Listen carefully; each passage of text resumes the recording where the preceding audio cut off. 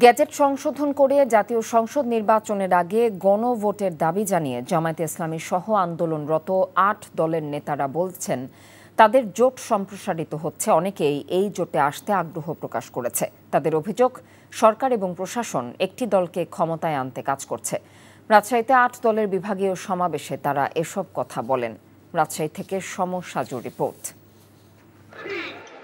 ঢাকার বাইরে রাজশাহীতে সমাবেশের মধ্য দিয়ে সংসদ নির্বাচনের আগে গণভোট ও সংসদের উভয় কক্ষে পিআর পদ্ধতি সহ ৫ দফা দাবিতে বিভাগীয় পর্যায়ে সমাবেশ শুরু করল জামায়াতে ইসলামী সহ আন্দোলনরত ৮ দল।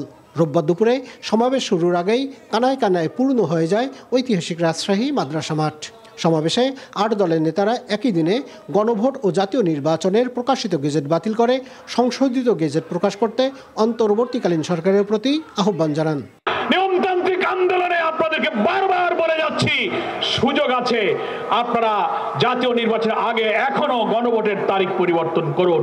তা না হলে একটা বিভ্রান্তির যে ধূম্রজাল আপনারা তৈরি করেছেন, এই সংকট দূর করার দায়িত্ব সরকারকেই গ্রহণ করতে হবে। জনগণ সংস্কার চায়, জনগণ জাতীয় নির্বাচনের আগে গণভোট চায়। সরকার ও প্রশাসনের সমালোচনা করে ৮ দলের নেতারা বলেন, তারা একটি দলের পক্ষ হয়ে কাজ করছে। বর্তমান প্রশাসনকে দিয়ে নিরপেক্ষ নির্বাচন আয়োজন সম্ভব নয় জানিয়ে ৮ দলের নেতারা সরকারকে লেভেল প্লেয়িং ফিল্ড নিশ্চিত করার দাবি জানান। লেভেল প্লেয়িং ফিল্ড এখনো হয়নি। ইচ্ছামতো একটি দলের গোপন ষড়যন্ত্রে অন্য কাউকে ক্ষমতা আনার জন্য ডিসি, এসপি, ইউনো, ওসি ইচ্ছামতো বদলি করে প্রশাসনে আপনারা হাত দিয়ে প্রশাসনকে নষ্ট করে ফেলছেন। এদের অধীনে নির্বাচন নিরপেক্ষ হতে পারে না। আগামী দিনে যাতে কোনো ধরনের চাঁদাবাজির লোক সংসদে যেতে, জনগণ ঐক্যবদ্ধভাবে চাঁদাবাজদেরকে প্রতিহত করবে ইনশাআল্লাহ।